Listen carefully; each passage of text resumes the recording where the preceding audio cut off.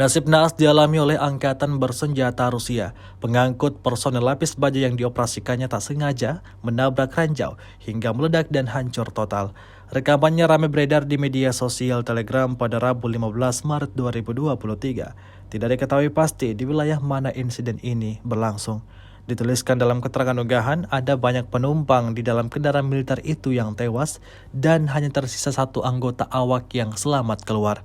Seperti yang tampak dalam rekaman, dengan wajah lemas dan jalan yang sempoyongan, ia berusaha keluar dan menghindar dari kobaran api tersebut. Beredarnya video ini menuai beragam komentar dari warganet.